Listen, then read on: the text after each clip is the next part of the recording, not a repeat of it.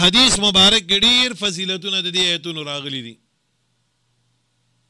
دا دوه آیتونه نه دي آمن الرسول لا یکلف الله نفسا، دا ځان سروای د دې ډېر فضیلتونه راغلي دي.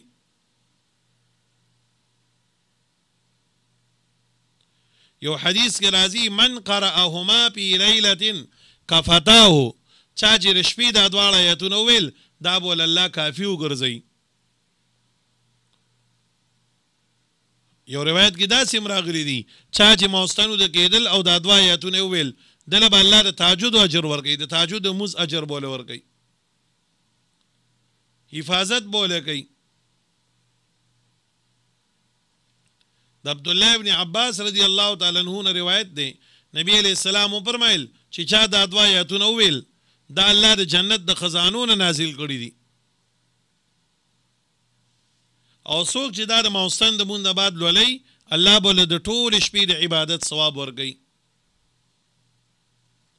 خبره پوه شوي؟ الله به له د ټولې شپې د عبادت ثواب ورکوي.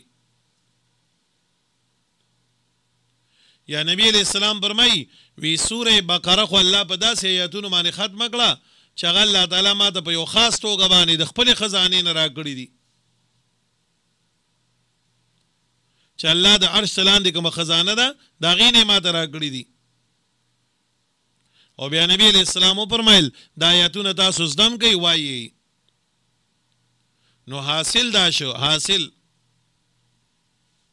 چې موږ تاسو ګوره دا آیاتونه وایو ښه، دا لا یکلف الله آمن الرسول دا دوه آیاتونه که دا لله وسر تبرکان ویل شي هم ډېره ښه ده، د الله د توحید خبره ده.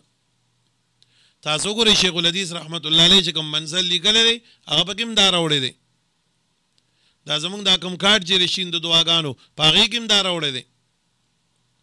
نو سهار ماښام یې ځان سره وایي ښه دا لله ما فی السماوات رکوع یاده کوي نو وایي، خو خاص کر دا دوه آیاتونه د دې ډېر برکات دي، ډېر فواید دي. نو یې فرمایل آمن الرسول